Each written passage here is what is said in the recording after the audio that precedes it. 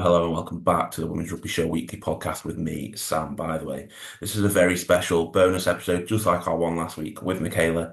This time we're going to be looking at the 10-year anniversary of the Red Roses Rugby World Cup win back in 2014. Obviously, this episode is coming out, if you're listening to it, on the 17th of August, and it's 10 years ago to the day since the Red Roses won that World Cup over Canada, the Stade Jean-Bouin in France, 20 points to 9.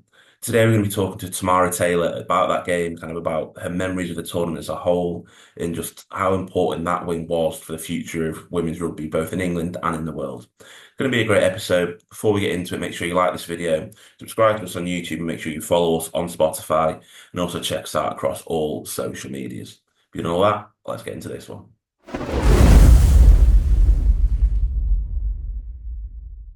So, Tamara, just first of all, thank you so much for chatting to us today. Just obviously here to talk about the 2014 World Cup, 10 years since that win. But before we get into that, can we just kind of talk a little bit about the fundraising the whole squad's been doing for Gary Street? Yes, so for people that don't know, Gary Street was our head coach for the 2014 World Cup win. And unfortunately, he's had some medical problems, one of them being a stroke. So he's come out of hospital now and he's back at home, but he's obviously got a lot of care and needs at home to help support him in his recovery. So we decided we would group together as the 2014 players and staff around as well. And at the moment, we've got one more day actually, haven't we, of running mainly, but running and doing whatever activity, 2014 kilometers between us. So from the 1st of August to the 17th of August, which was the span of the World Cup competition in 2014. So between us, we're all doing our little bit, adding it in, and then hoping to raise some awareness. And also there's a fundraising page for people to donate to help us to do our kilometers. There'll be a raffle tomorrow. There's some lovely prizes on there. So those links will go out. I think I'll try and connect them with you so that we can send them out so people can donate to that cause to just try and help Streety and his family, like we always have clubbed together as a group. How have you found all the running and other exercise bits? Yeah, so I haven't done all of it as running. I never promised that I would. I've done more running than I thought I would. I guess it's the same thing when you get a bit older, don't you? Running on concrete is not very good for my knee joints at the moment. So I've kind of tried to do a run, either a ski erg or a row, a run. So I've kind of, yeah, pitted between the two. Bought some new trainers, so I'm expecting to be running far into the future. I hope the current squad, well, the members of the current Red Roses are keeping their pre-season meters and putting it into the total. If they were, we would have smashed the total within about a day, I'm sure, because the amount of meters that you cover when you're doing pre-season conditioning games and your running stuff is, yeah, a lot. Just to kind of head back, obviously, 10 years ago, just where was your rugby career and kind of where was English rugby at this time? Obviously, 2013 kind of came off the back of two Six Nations defeats, the defeats out in New Zealand and to Canada. Just kind of where were you and where was English rugby in 2014? That's a good question, actually. I mean, we weren't at the top of the tree. We had some success against New Zealand, who were the champions from 2010 and 2006, etc. So we had beaten them a few years previous, but actually there'd been a little bit of some more seven stuff going on, that kind of thing. There was just a little bit more kind of split of the squad, mainly backs and forwards, to be honest, at that point. It's changed a little bit now with sevens. So we it was definitely a focus. I wouldn't have said that it wasn't after that 2010 defeat. I think everybody that stayed on, staff and players, it was everything, our living and waking moments of trying to make sure that 2014 was a different outcome.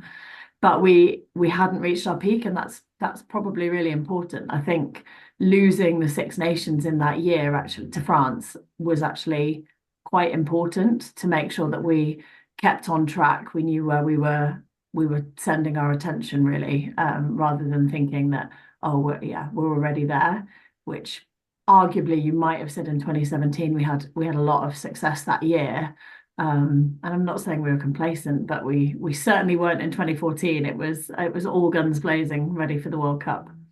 Is 2014 around the time Simon Middleton came in for the first time to the coaching squad?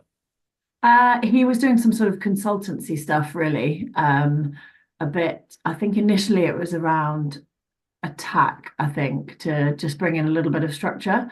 So the coaching staff that we had, I think Matt Ferguson was coming in and doing a few bits around the set piece alongside Graham Smith. Mids came in and did a little bit of attack stuff with Streety around the back for some shape stuff. So that was, yeah, we had some good people that came in bits and pieces, but at the time it was we weren't professional. It was a bit of kind of, a little bit of goodwill. Can you come in and help us? And people did. We had some really great coaches during that time that came in and did some individual specialist stuff.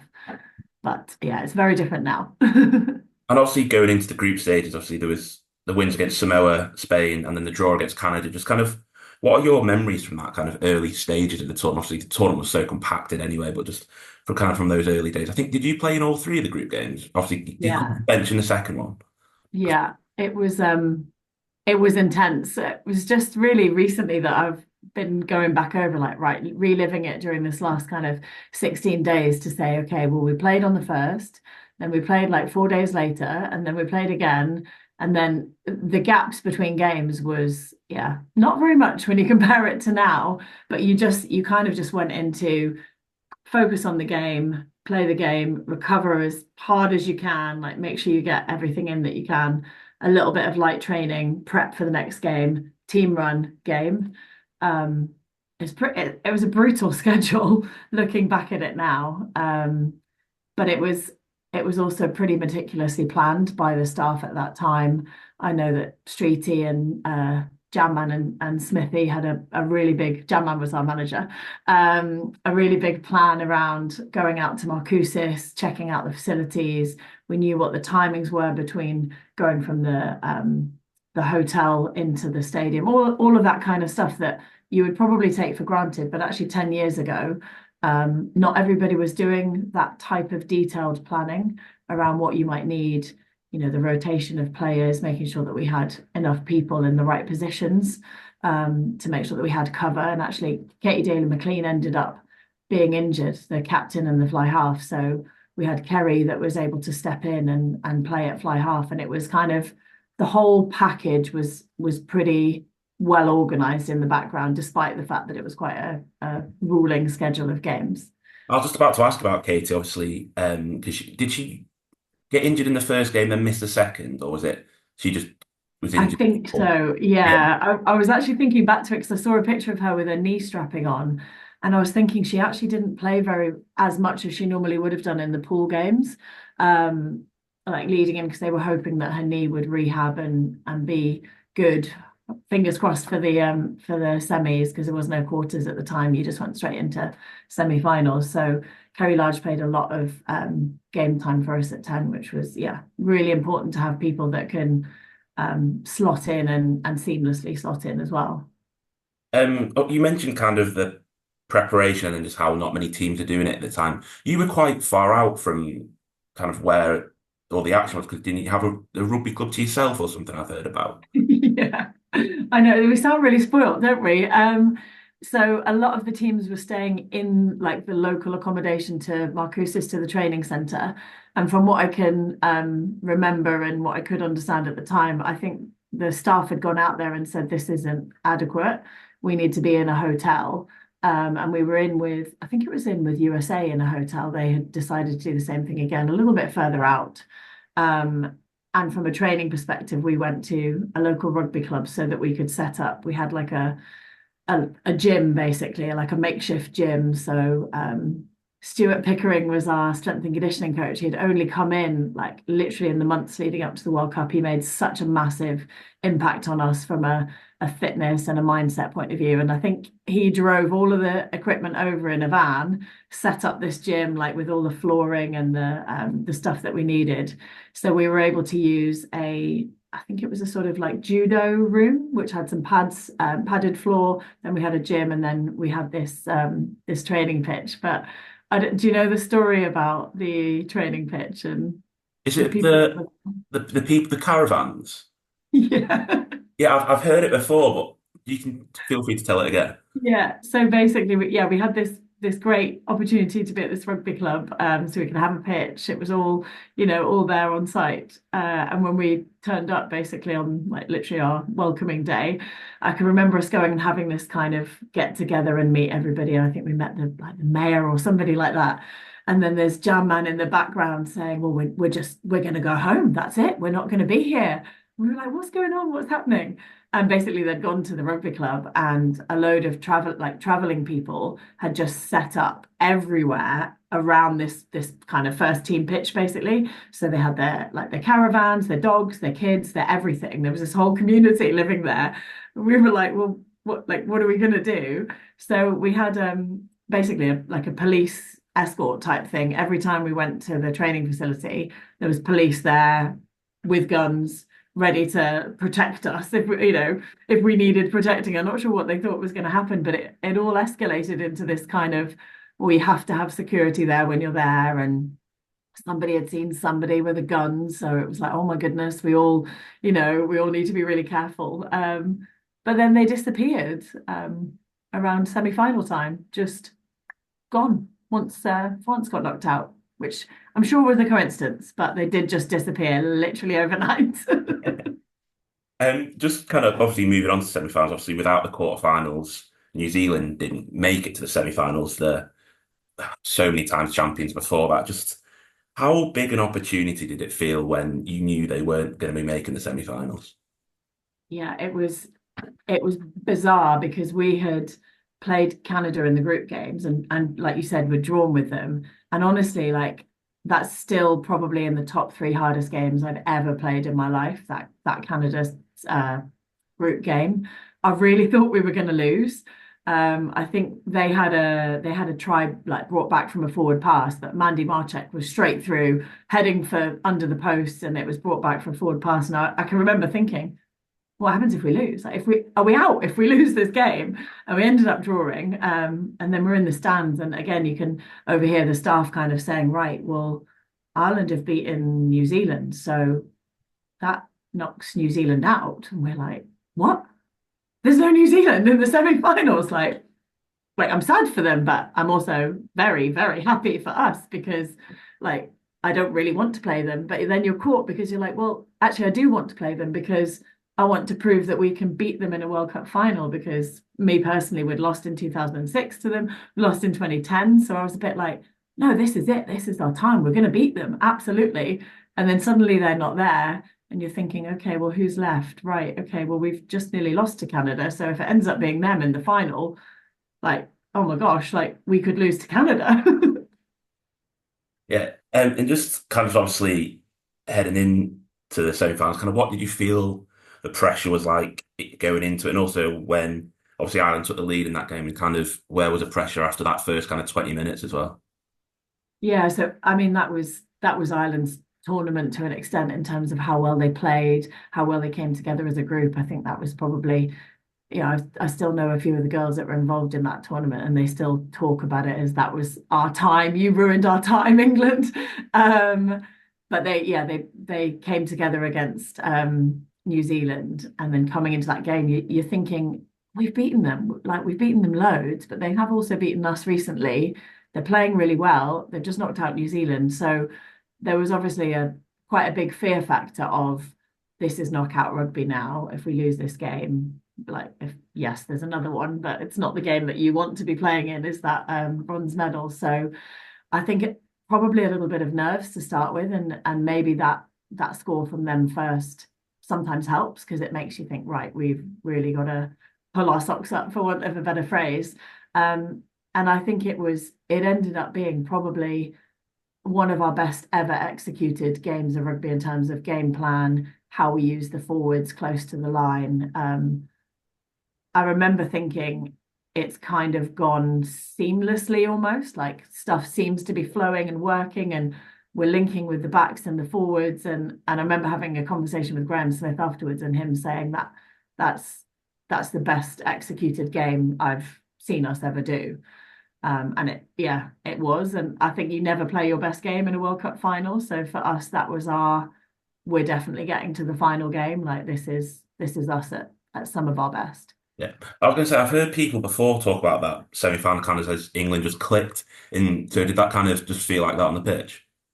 Yeah, it's weird because you kind of sometimes when stuff works really well, you don't remember it as well because it ends up just being like a flow or a state of kind of subconscious.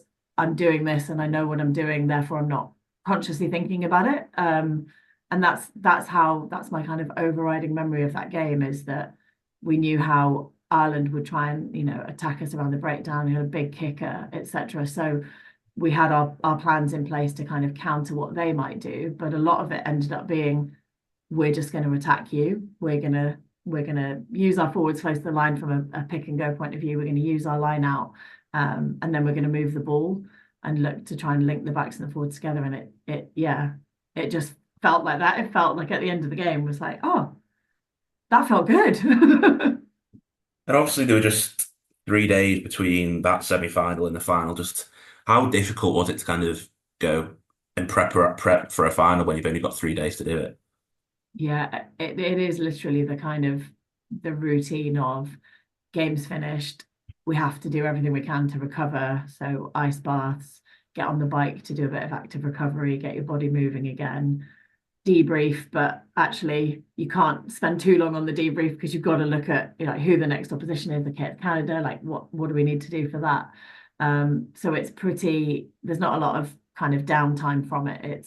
It's all encompassing.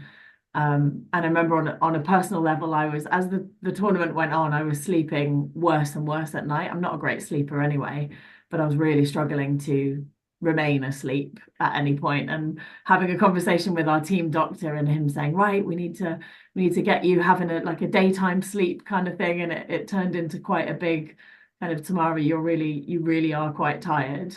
I was a little bit older at the time than some of the other girls, so I think they were a bit, oh gosh, the old girl needs a little bit of a lay down. So I can remember being in the physio room and him getting me to lie on the massage bed thing, and he had these like big eye mask and like noise cancelling headphone type things, and I was supposed to just relax and have a little bit of even if I didn't sleep, like just a kind of a bit of horizontal time, as my mum would say, at least you're relaxing your body. So I was having to do that for a couple of days before the final to try and get some sleep banking, as our physio used to say. Bank your sleep. Before we talk about the final, I can't not mention that take that video. Obviously we'd never forget. Just was that Nick Heath's idea? I heard. Yes. So Nick was with us in camp a lot, which was great. He's lovely. He's really good at what he does. He's a nice person to have around. And there was this idea of, well, if you win, we would have this kind of celebration video and we need to pick a song. And I think at the time we were all singing some like compilation medley, I can't think, from a film that had a load of different stuff in it that was, yeah, it was one of those songs that was on the playlist all the time. And so I think that had been suggested. And then I think it was Nick that said, well, what about this Take That song? Like, never forget where you come from. We were like, yeah, okay. But then there was that awkward, well, we're going to film it, but if you lose, it'll never get shown. We're like, this is really bizarre concept to be prepping for something, doing something that will never see the light of day if you lose, kind of thing. So we were like, oh, okay, well, we'll do it, but it feels a bit strange doing it. And some people, well, you can see on the video actually, the people who really didn't embrace doing it didn't like it at all to be on camera in that setting. And then you had Sophie Hemming, I think, doing a face plant into the water at the back of the swimming pool. So some people loved it.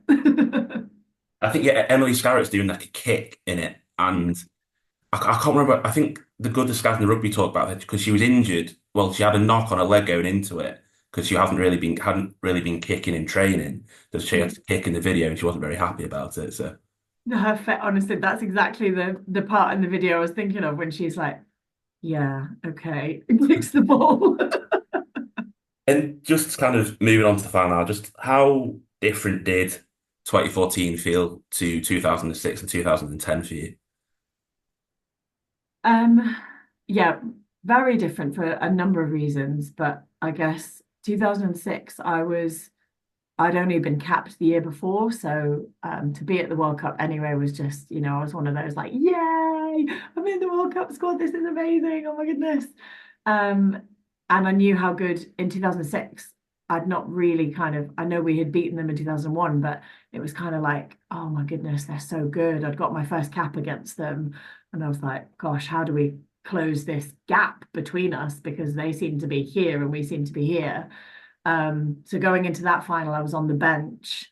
I was just desperate to get on and to be a part of it and to do something. And when the scoreline was going against us, and then you come onto a game like that, you just like don't do anything wrong. I just want to try and help. I want to be a part of it. And there was a lot of players in that squad who that was their last game. That was their last World Cup. So the emotion around it was pretty high. It was pretty important to people. I could see it on a different level because I was the newbie and there was the senior players in that group, and obviously the devastation afterwards when we lost. 2010, there was a lot of expectation that we would win. So going into that final, I think everyone was pretty confident that yes, this is New Zealand, but this is our time. It's a home World Cup. We're at the Stoop.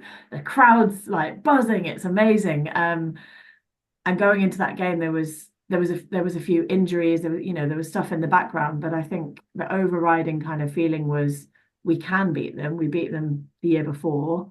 We know we can do it. We've got our game plan, and it didn't work. And then we couldn't get out of what our game plan was. We were going to try and kick. They kept dropping four players back. There was no space for Katie to kick into. So there was a lot of things that we did wrong in the game. That helped them to win. Obviously, they played really well, and they played us better. They played their tactics better against us. So going into 2014, you've got that kind of, well, we're not playing New Zealand. So personally, I was like, okay, this is a different feeling now.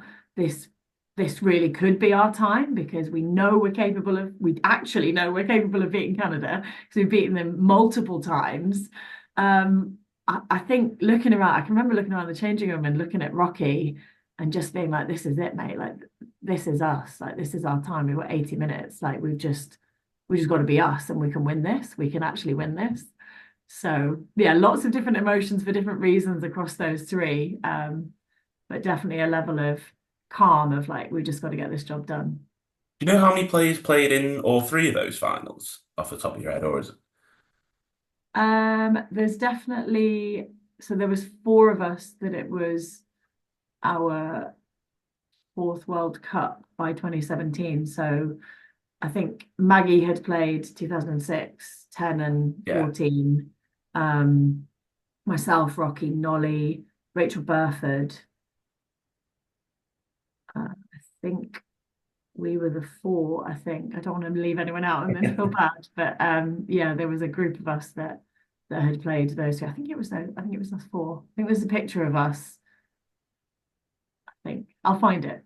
I'll put in Um, the comments if I've forgotten somebody. and then just obviously the try from that final that ends up on all the highlight reels is Skaz's from the 70 odd minute, just breaking through the line and kind of beating so many defenders. But I'm presuming you have a strong affinity to the first try with your involvement in Of it. course. Yeah, I think Skaz's try because it was kind of like, I don't know, the phrase is the nail in the coffin, isn't it? It was right, like it's going to be very hard for Canada to come back from this scoreline. So that kind of is the kind of victory try, I guess, to a certain extent. And obviously Skaz had been pretty instrumental for us through her kicking and her ball carrying, her distribution. So it was, I think she was called the Golden Girl actually at the time.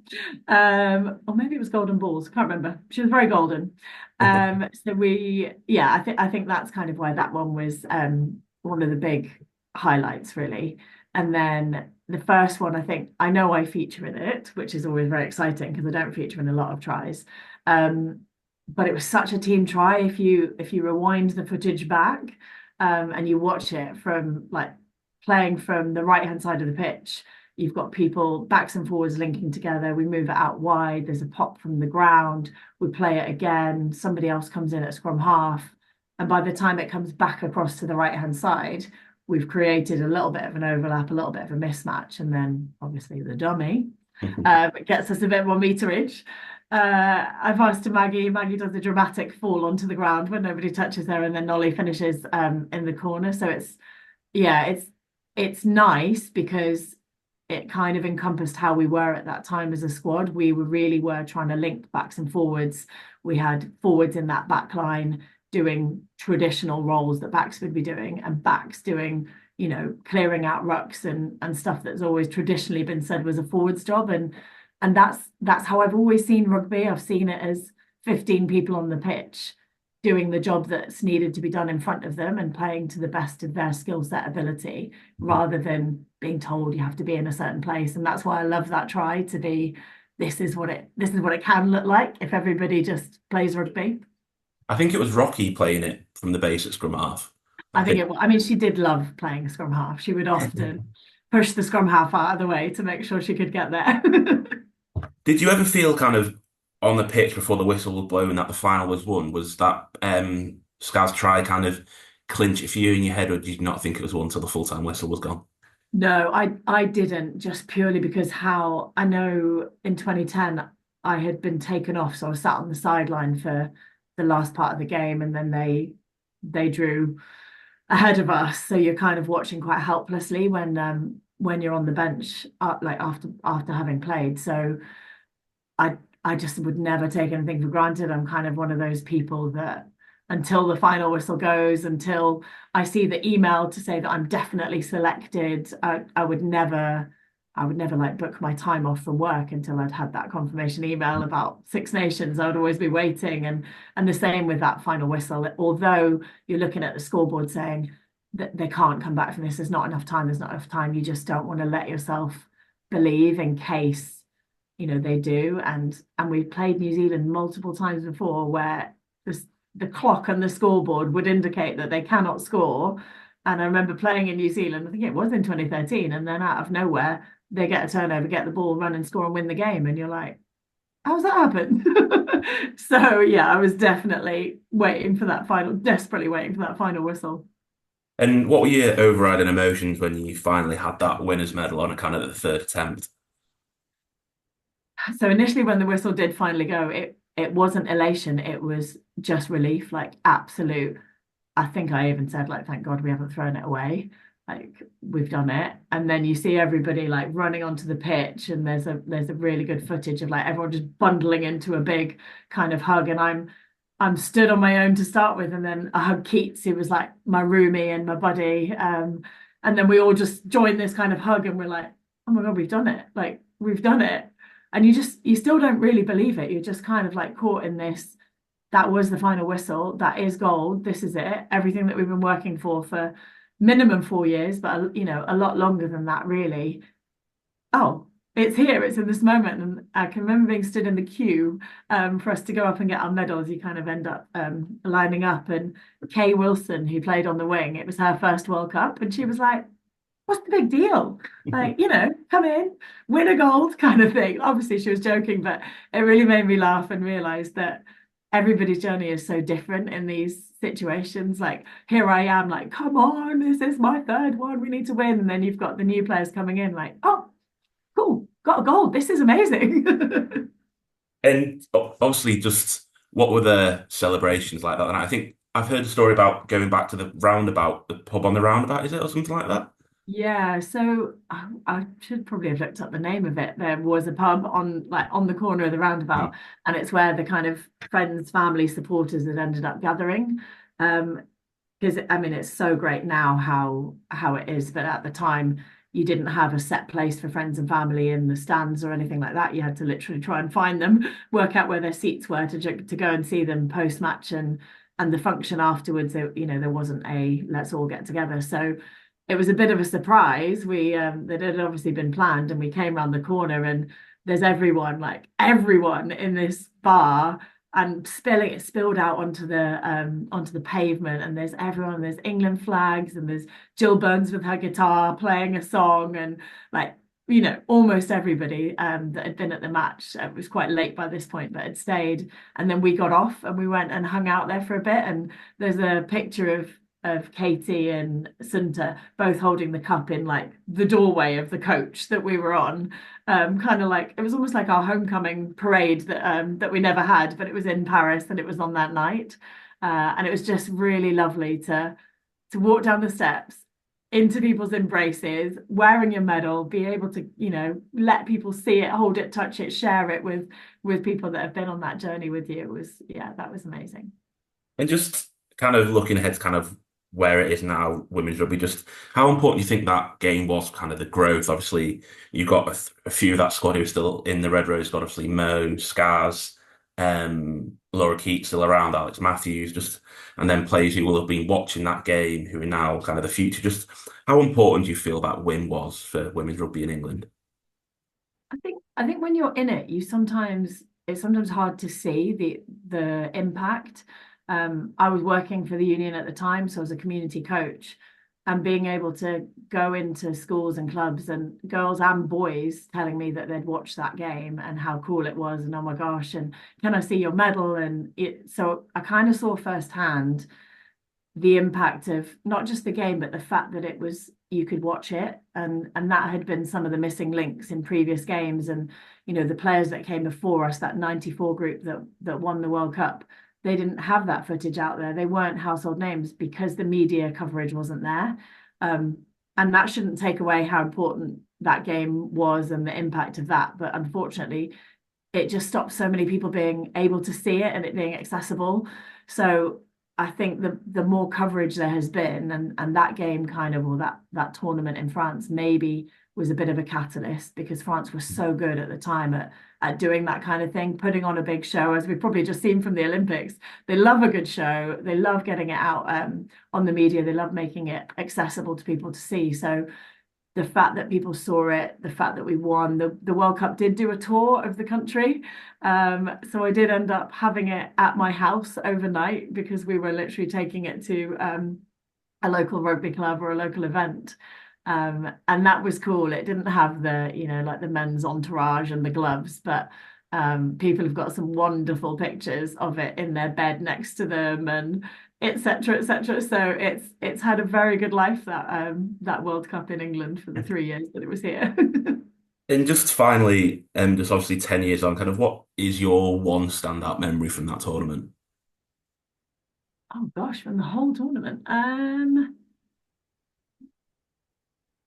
One personal one probably is, I think it was the Canada game actually. We were at Marcoussis, it was in the pool rounds. And I looked up into the stands and I knew my mum and dad were coming, but I didn't know my brother was coming. And I saw like the three of them stood there. I was like, my brother's here. Oh my gosh, because he's the reason I started playing rugby in the first place. And he's a couple of years older than me, typical like sibling rivalry. And I started playing because he played, and then he ended up stopping playing at university. And he's always been my reason for starting, kind of thing. And my parents have been so supportive. So to look up and see my mum in her little like red and white, she used to like knit a scarf or wear a certain hat. So I'd be like, oh my gosh, they're there. And then seeing my brother there as well, I was just like, oh, this is amazing. So, Tamara, thank you so much for talking to us. Well, thanks for having me.